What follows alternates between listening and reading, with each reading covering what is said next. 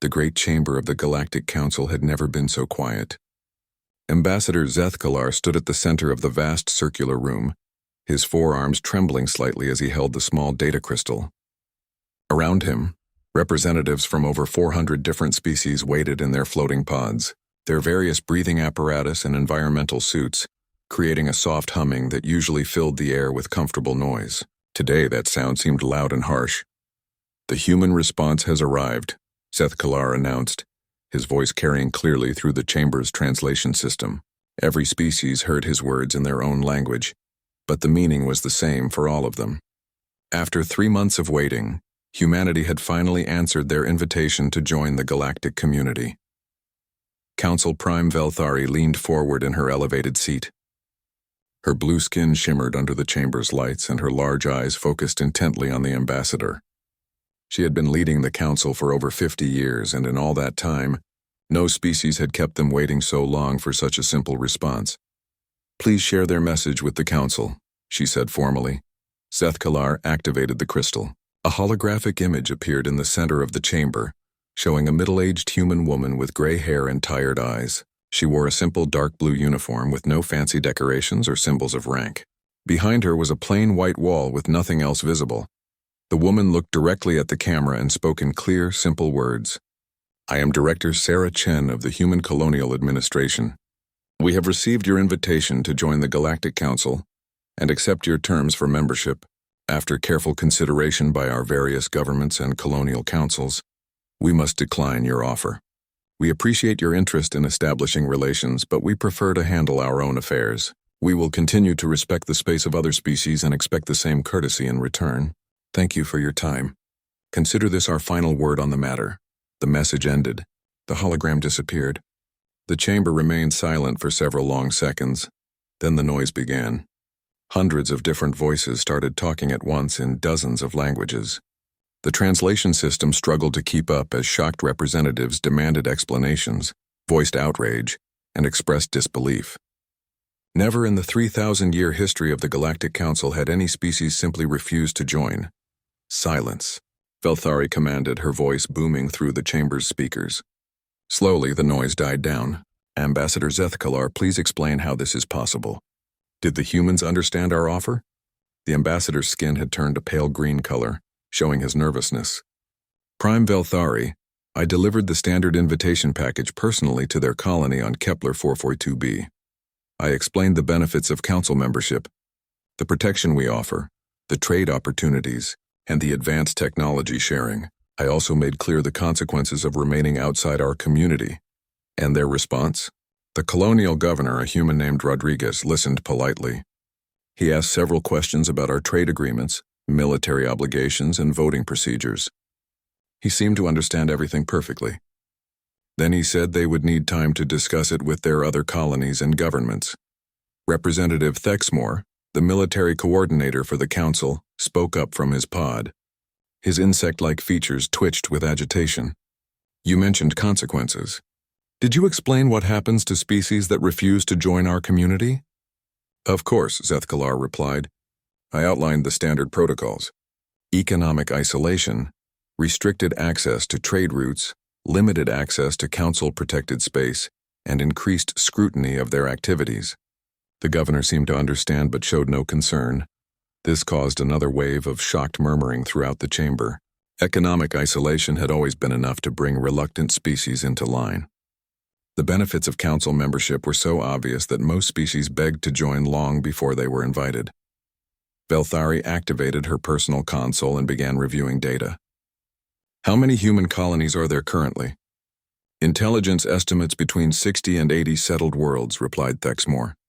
"They started expanding into space about 200 years ago, but their growth has been faster than expected for such a young species." "And their technology level?" "Primitive by our standards, but adequate for basic space travel. They use fusion drives, basic shielding, and simple weapons. Nothing that should concern us militarily." "Then why?" Velthari asked slowly. "Do they think they can survive without our protection and trade benefits?" No one had an answer.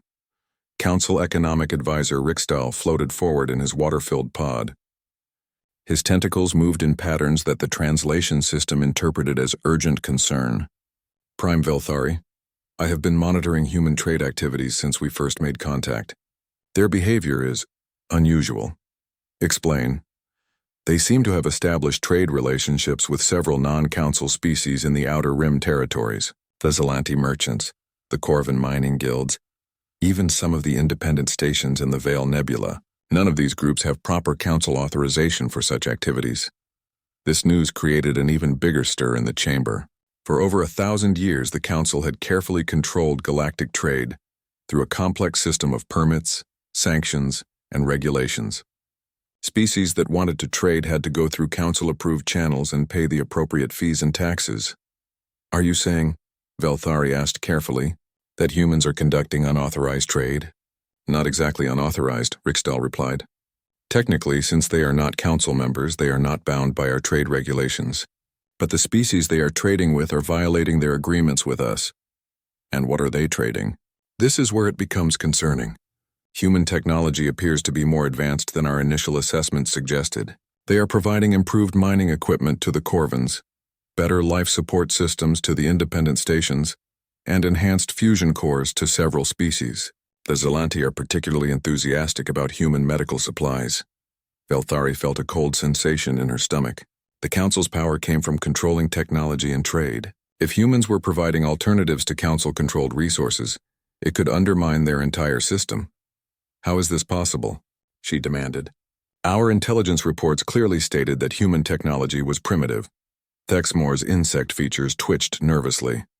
Our assessments were based on their early space exploration vessels and the ships they used to establish their first colonies. It appears their technology has improved significantly since then. Or, added another representative, they were never as primitive as we thought.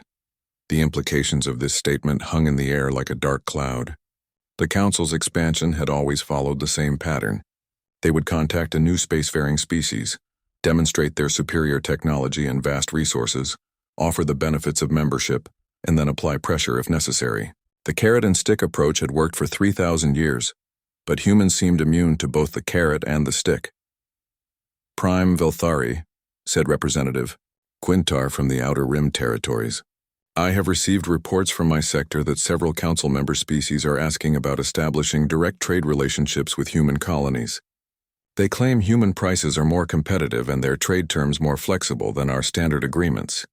The chamber erupted in shocked voices once again. The idea that council member species would prefer to trade with non-members was unprecedented and deeply troubling. Velthari raised her hand for silence. This situation requires immediate attention. I am calling for an emergency session of the Inner Council. We need to understand exactly what we are dealing with and how to respond appropriately. As the general session ended and representatives began leaving the chamber, small groups formed to discuss this unexpected development.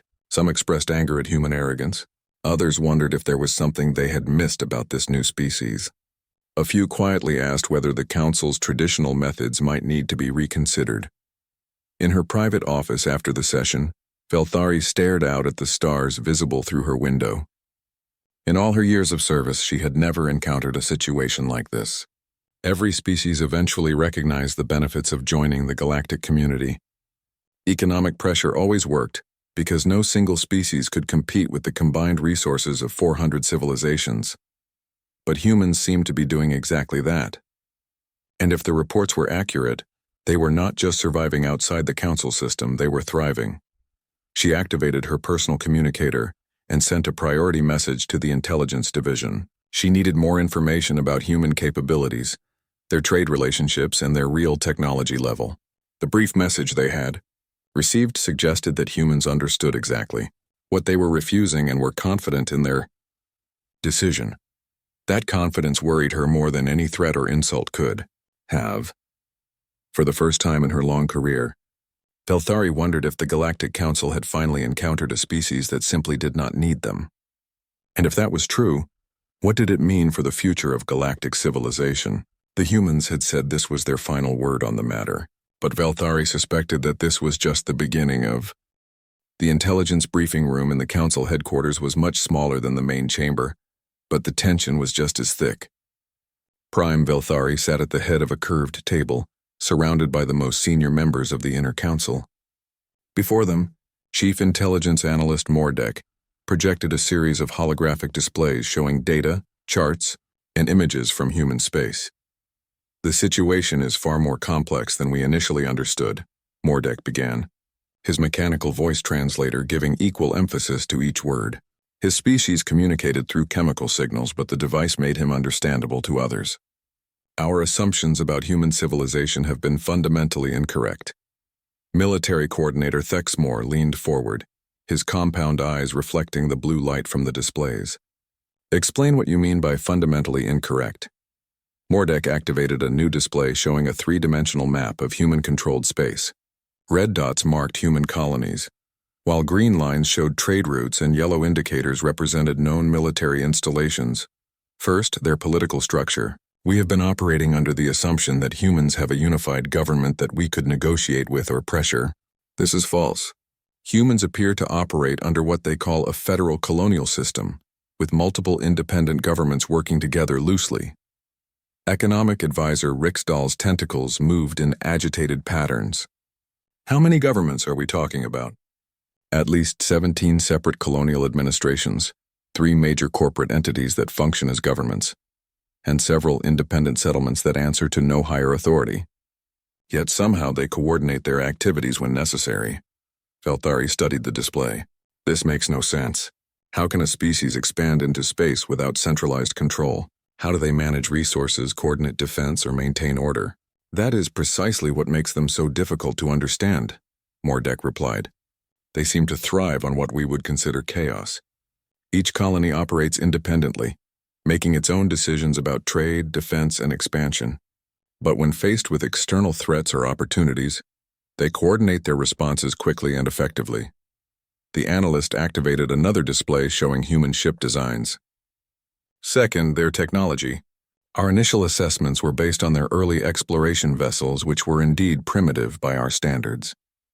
However, human technology appears to improve at an exponential rate rather than the steady progression we see in most species. Thexmore studied the ship schematics with growing concern. These designs violate several principles we consider fundamental. Look at this fusion drive configuration. It should not be possible to achieve those efficiency levels with their material science. Yet their ships regularly achieve performance that exceeds our theoretical models, Mordek confirmed. More concerning, their civilian vessels are heavily armed by galactic standards. What they call merchant ships carry weapons that would classify them as light cruisers in most council fleets. Representative Yulsen from the Science Division spoke up. Have we determined how they achieved these advances so quickly? This leads to our third major discovery, Mordek said, activating a new set of displays. Human research and development does not follow standard patterns. Instead of the careful, systematic approach used by most species, humans appear to take enormous risks with experimental technology. The displays showed images of human research stations, some clearly damaged or destroyed. They test new technologies at full scale rather than running computer simulations.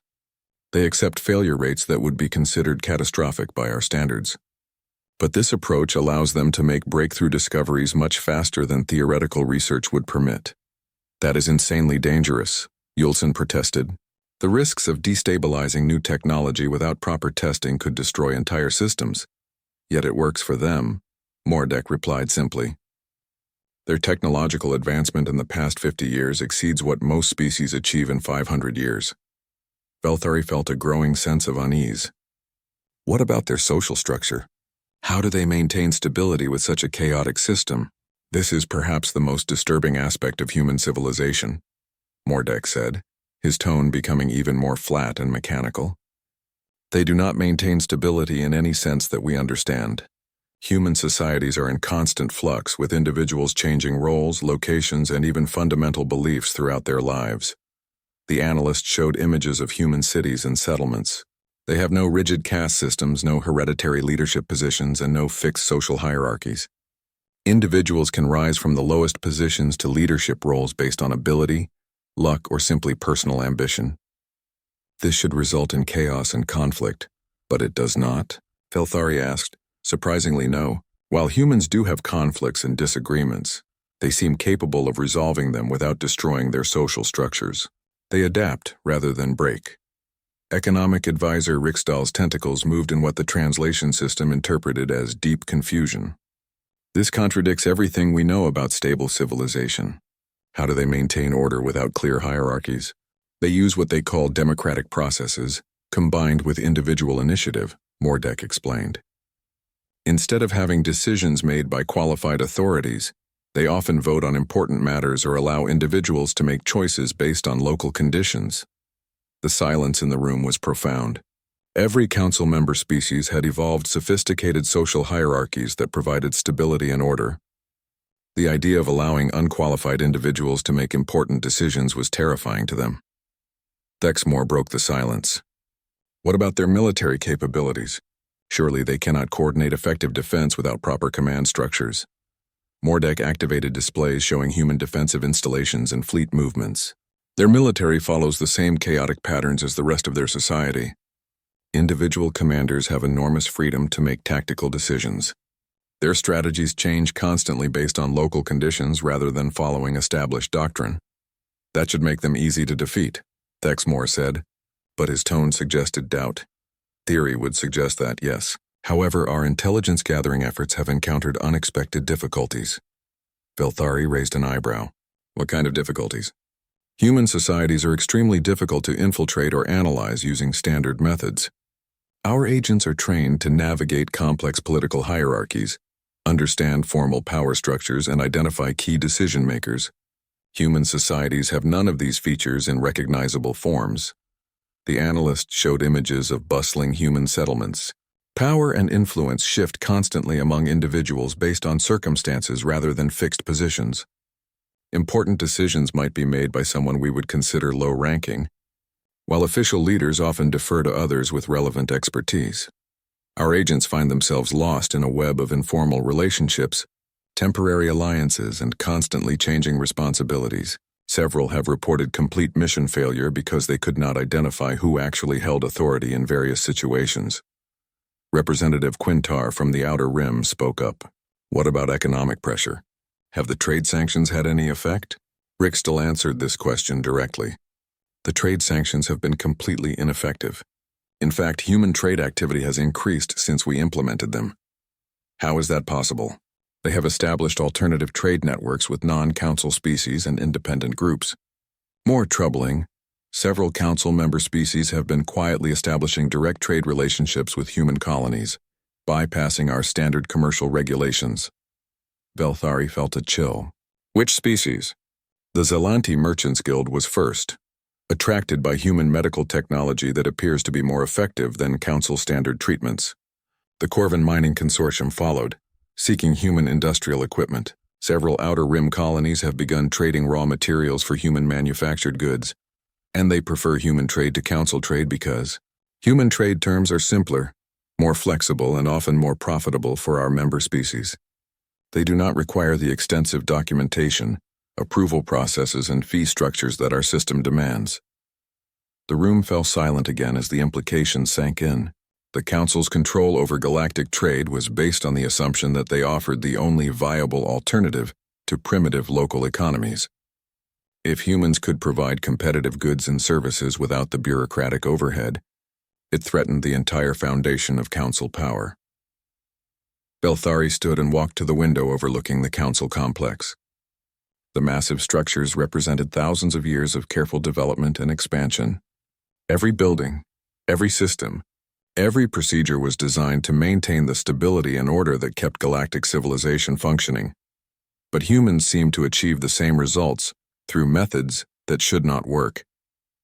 They expanded without central planning, developed technology without proper oversight, and maintained order without stable hierarchies. It was like watching someone build a house by throwing materials into the air and having them land in perfect formation. "What is your assessment?" she asked without turning around.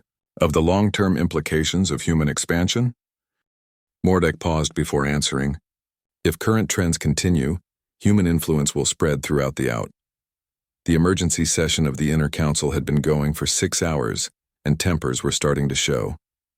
Prime Velthari watched as her most trusted advisors argued over the human problem with increasing frustration. Outside the conference room windows, the lights of the council complex twinkled in the artificial night cycle, but inside the mood was anything but peaceful. "We have been talking in circles," Military Coordinator Thexmore declared, his insect features clicking with agitation. "The humans have rejected our authority and are undermining our influence. This requires a military response." Economic Advisor Rickstall's tentacles writhed in disagreement. "Military action without clear provocation would damage our reputation with member species. Many already question the necessity of our trade regulations. Our reputation will not matter if the entire Outer Rim declares independence." Thexmore shot back. "The humans have shown that council membership is optional. If we do not act decisively, others will follow their example." Representative Quintar from the Outer Rim territories nodded reluctantly. "Thexmore is correct about the growing sentiment in my sector. 3 more species have formally requested reviews of their trade agreements in the past month. They cite human trade terms as more favorable alternatives." Belthari had heard enough debate. The situation was deteriorating faster than anyone had predicted. Human influence was spreading not through conquest or aggression, but through simple economic competition and technological innovation. It was a threat the Council had never faced before and was not equipped to handle through traditional means. "What do you propose, Coordinator Thexmore?" she asked formally. Thexmore activated a tactical display showing the human colony of New Geneva, located in a relatively isolated system about 40 light-years from the nearest Council territory. "A limited military action. A small fleet to blockade this system and demonstrate that ignoring Council authority has consequences." He highlighted the colony's position and trade routes. New Geneva is economically important to the humans but militarily isolated. A blockade would disrupt their trade networks while minimizing the risk of escalation. The humans would be forced to negotiate or watch their colonial economy collapse. "And if they refuse to negotiate?" Belthari asked. "Then we maintain the blockade until they do. No species can survive economic isolation indefinitely." Chief Intelligence Analyst Mordek spoke up from his position at the table. "I must point out that our intelligence suggests humans do not respond to pressure in predictable ways.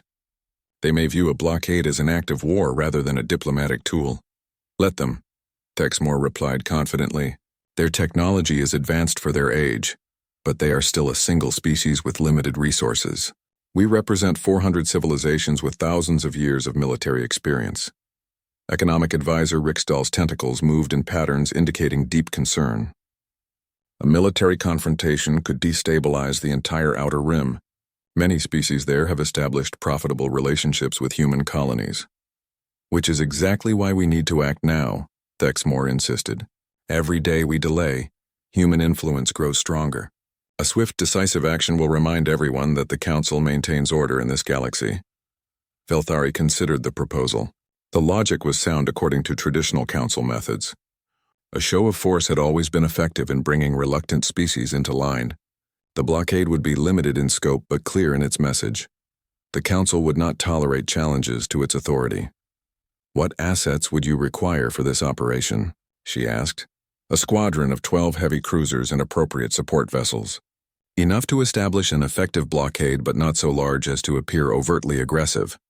The fleet would take position around New Geneva and announce the blockade for violations of galactic trade regulations."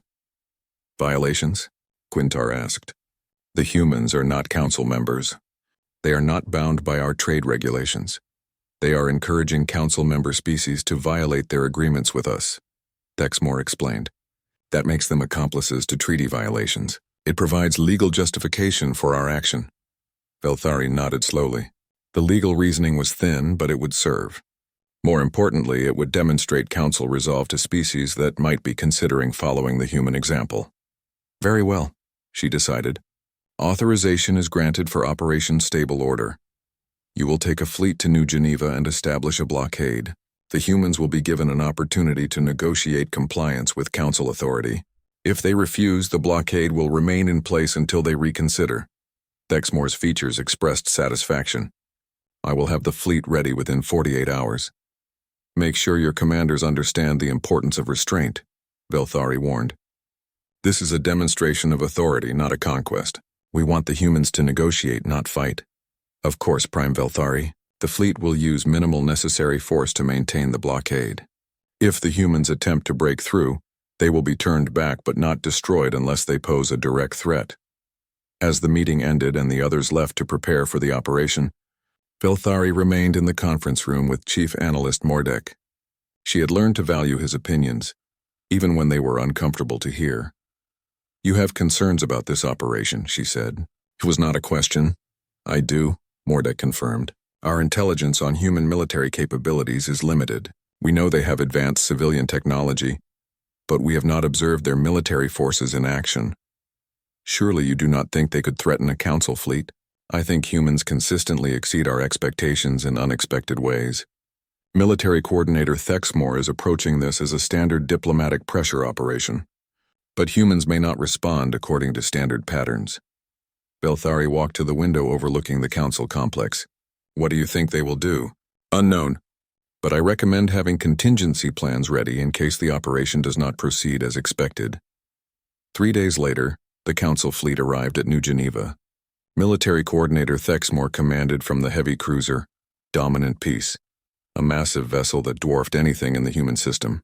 His confidence was high as the fleet took position around the colony world and its orbital installations. The blockade announcement was broadcast on all frequencies.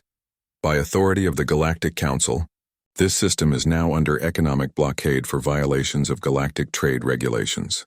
All vessels attempting to enter or leave this system will be turned back until local authorities agree to negotiate compliance with Council oversight. The human response came within 2 hours. Governor Martinez of New Geneva appeared on the communication channel, wearing the same simple uniform style that seemed common among human officials.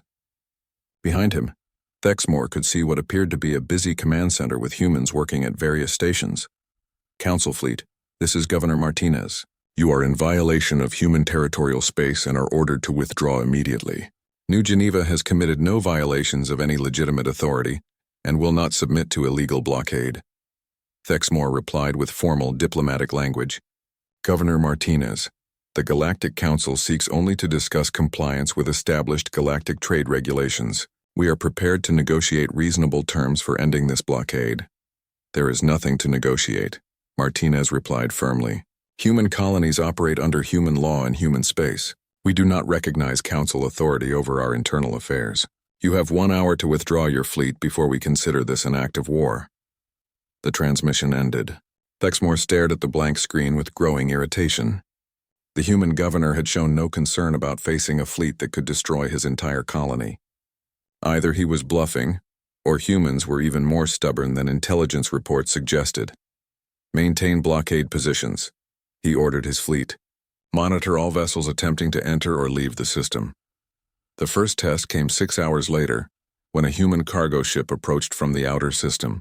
The vessel appeared to be a standard merchant freighter, but as it closed with the blockade line, Thexmore noticed it was moving faster than civilian ships should be capable of. "Unidentified cargo vessel. You are ordered to halt and prepare for inspection," the Council fleet transmitted. The human ship's response was immediate and unexpected. Instead of stopping or turning away, it accelerated directly toward the blockade line while broadcasting a simple message. "Human vessel determination, exercising right of free passage in human space.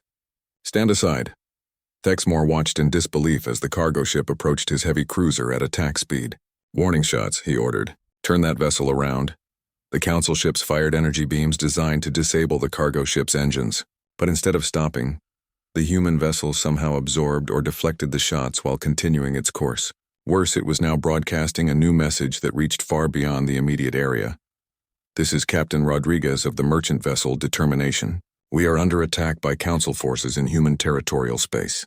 All human vessels are advised that the Galactic Council has declared war on humanity through unprovoked military action." "War?" Thexmore exclaimed. "We fired warning shots at a blockade RR Rim territories within." The news of the disaster at New Geneva spread through the galaxy faster than the Council could control it. In her private office, Prime Belthari watched the reports with growing horror as the carefully constructed image of Council authority crumbled. Before her eyes, the tactical display showed the aftermath of what military historians would later call the 8-hour war. Military Coordinator. Thexmore's fleet had been completely outmatched by human forces that seemed to appear from nowhere. 12 heavy cruisers, The pride of the Council Navy had been reduced to drifting hulks within hours of the first human counterattack. "How many survivors?" Velthari asked quietly. Chief Medical Officer Yulhan checked his reports. "Approximately 60% of the fleet personnel. The humans stopped their attack once our ships were disabled and actually provided medical assistance to damaged vessels." "They helped our wounded?" "Yes, Prime Velthari. Human medical ships arrived on scene within hours and offered aid to any Council personnel who required it. Many of our crew members owe their lives to human medical technology." Velthari stared at the tactical display, trying to understand what had happened. The humans had destroyed a Council fleet, then immediately provided humanitarian assistance to the survivors. It was not the behavior of the aggressive conquering species, but it was also not the behavior of a species that could be intimidated or controlled. "What about Coordinator Thexmore?" "Alive but in human custody. He was taken aboard the human flagship when his ship was disabled. Reports indicate he is being treated well but is refusing to answer questions about Council military capabilities." Chief Intelligence Analyst Mordek entered the office carrying a data tablet filled with new reports. His mechanical translator gave his words the same flat emphasis as always, but Velthari had learned to read the subtle signs of distress in his chemical signal patterns. "Prime Velthari, the situation is deteriorating rapidly beyond the immediate military defeat. Explain."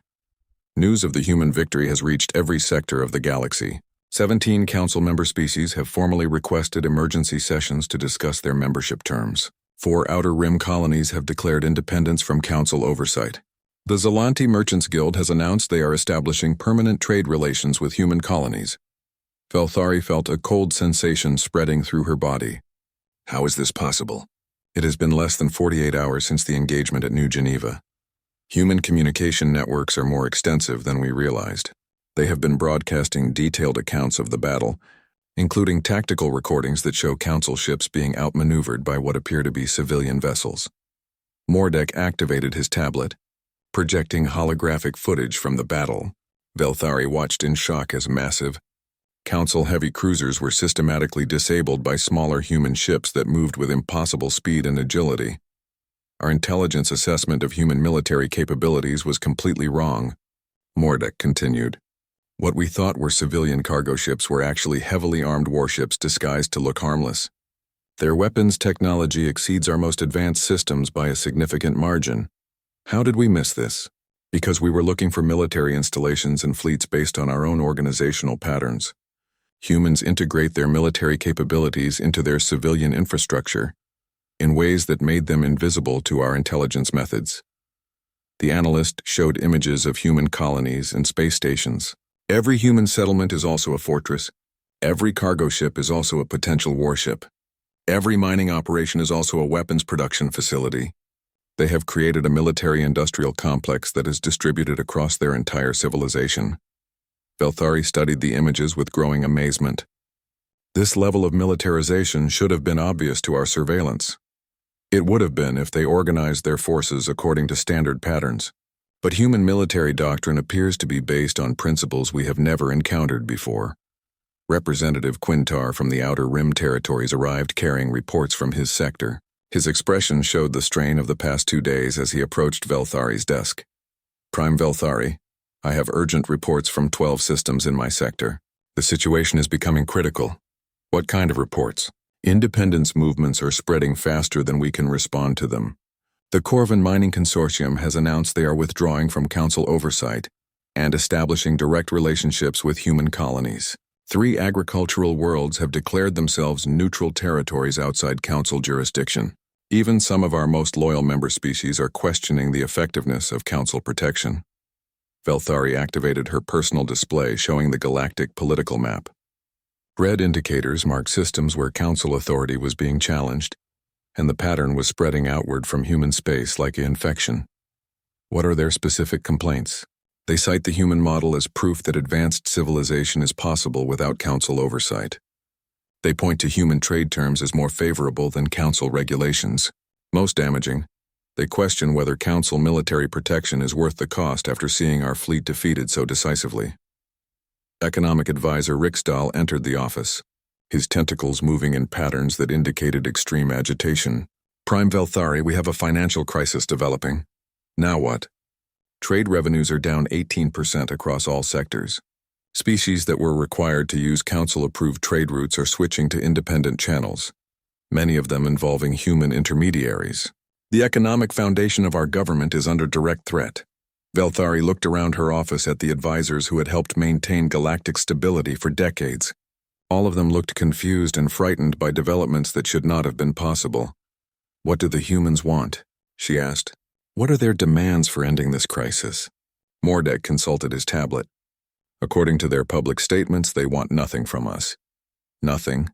They have made no demands for territory, resources, or political concessions. Their public position is that they simply want to be left alone to manage their own affairs. They have stated that any species is welcome to trade with them on mutually beneficial terms, but they will not force anyone to do so. That makes no sense, Quintar protested. If they wanted independence, why did they mobilize such a massive military response? Why are they encouraging rebellion in council territories?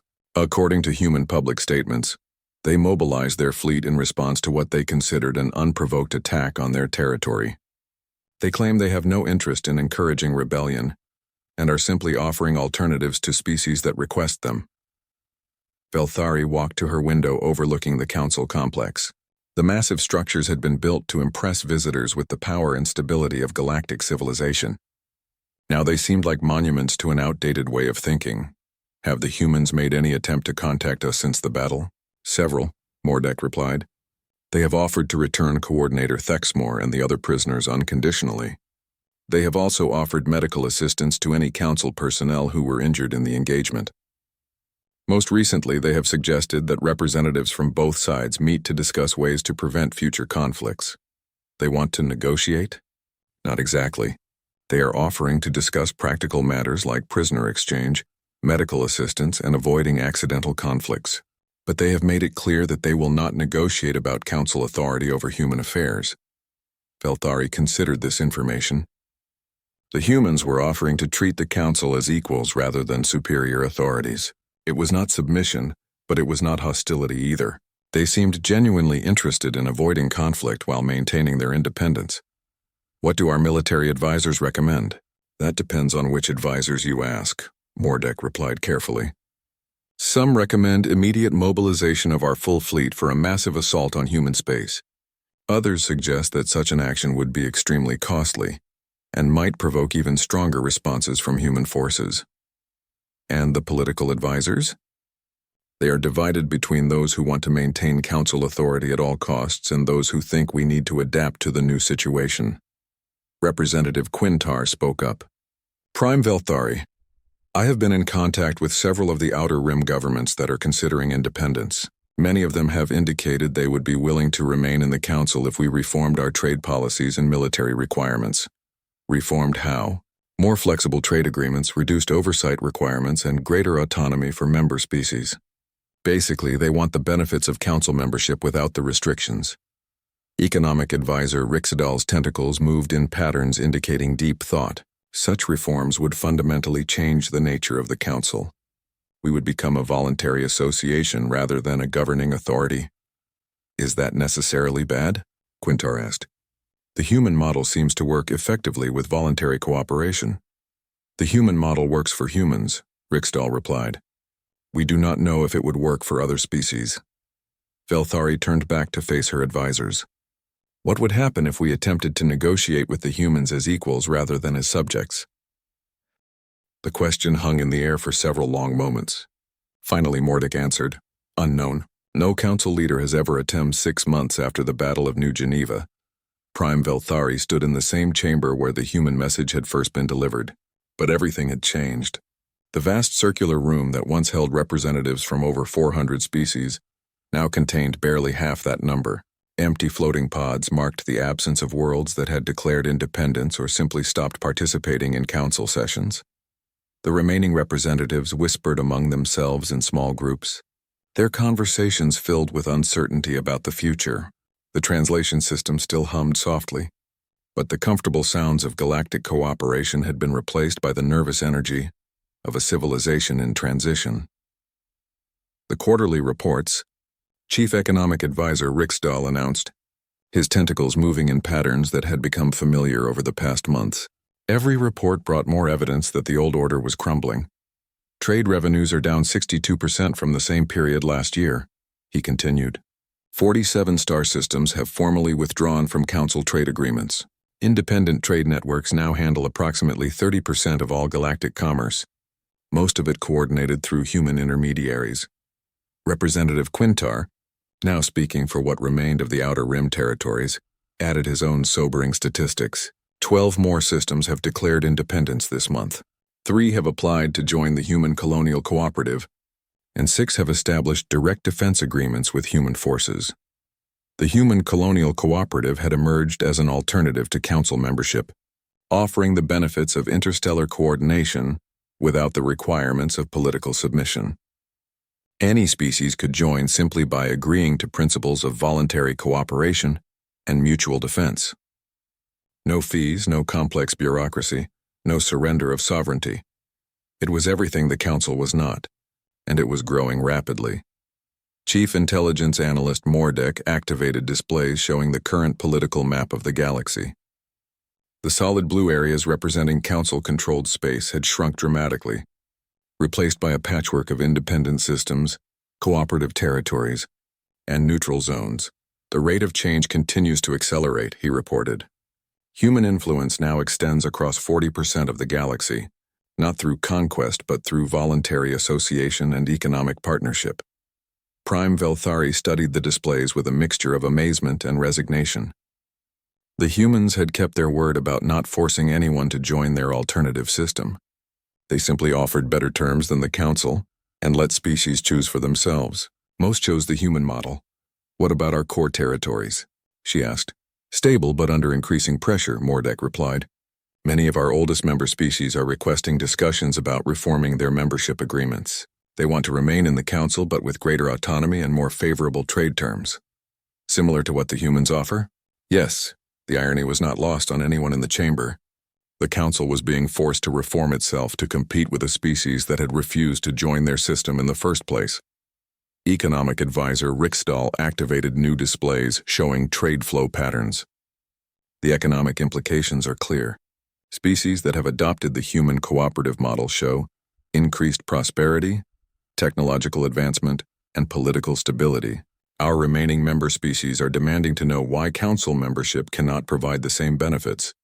Representative Yulson from the Science Division spoke up. Our technology advancement has also slowed significantly. Human research sharing agreements have accelerated. Scientific progress in cooperative territories, beyond anything we can match. Through our traditional methods because they share research freely instead of controlling it through licensing agreements, Quintar added. Innovation happens faster when scientists can collaborate without bureaucratic oversight. Velthari had heard similar reports for months. The human approach of open cooperation consistently outperformed the Council's system of controlled hierarchy. It was a lesson that challenged everything she had believed about effective governance. Has there been any word from the delegation? She asked. 3 months earlier, she had authorized a diplomatic mission to human space, not to negotiate Council authority over human affairs, but to discuss practical matters of coexistence and to understand how their system actually worked. Ambassador Zeth Kalar reports that the discussions have been productive, Mordek replied. The humans have been remarkably open about sharing information regarding their governmental and economic structures.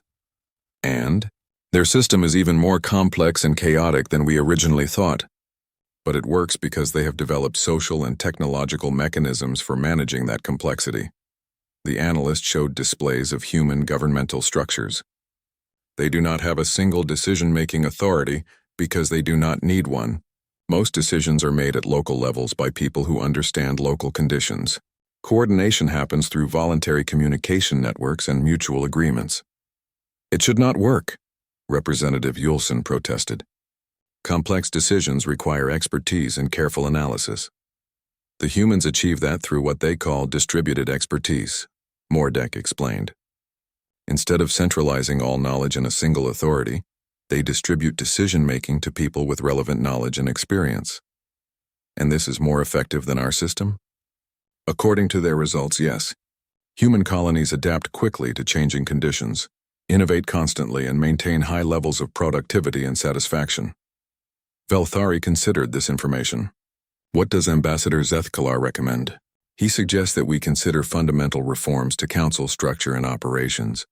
Not to copy the human system, but to incorporate principles that have proven effective, such as greater autonomy for member species, voluntary rather than mandatory participation in council programs, open trade policies, and shared rather than controlled technology development. The chamber fell silent as the implications sank in. Such reforms would transform the council from a governing authority into something more like the human colonial cooperative. It would mean abandoning 3,000 years of tradition and accepting that voluntary cooperation might be more effective than imposed order. Representative Quintar broke the silence. Prima Velthari, I have been authorized by the remaining Outer Rim territories to make a formal proposal. Proceed.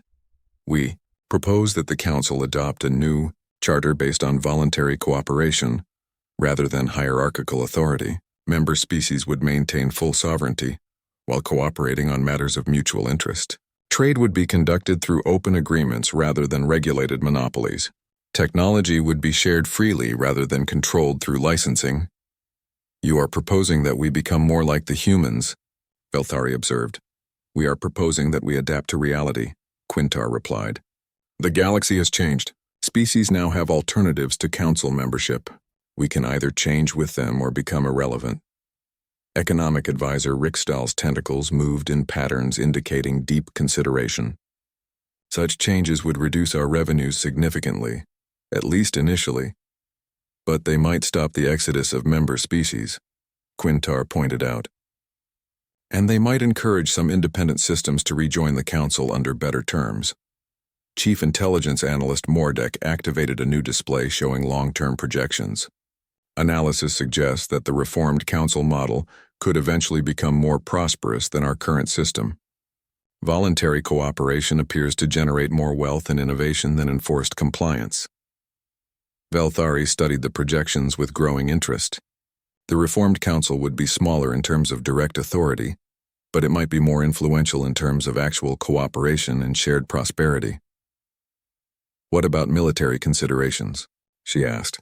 How do we maintain security without central authority? The human model uses distributed defense networks, Mordek explained. Individual systems maintain their own defensive capabilities, while coordinating through mutual assistance agreements. When threatened, they can mobilize collective responses quickly and effectively, as we learned at Geneva. Yes, their distributed military model proved more effective than our centralized fleet. Structure. Velthari walked to the chamber's windows, looking out at the council complex that had been the center of galactic civilization for millennia. The buildings still stood proud and impressive, but they no longer represented the only path to advanced civilization. If we implement these reforms, she said slowly, we would be admitting that our traditional methods were inferior to human alternatives. We would be admitting that we are capable of learning and adapting, Quintar replied. The humans have shown us a better way. It would be foolish to ignore their lessons because of pride. And if we do nothing, the council continues to decline until it becomes irrelevant, Mordek stated flatly. Current trends suggest we will lose another 30% of our membership within 2 years if nothing changes. Velthari returned to her seat and looked around the chamber at the representatives who remained. They represented species that had built galactic civilization through centuries of careful cooperation and mutual support.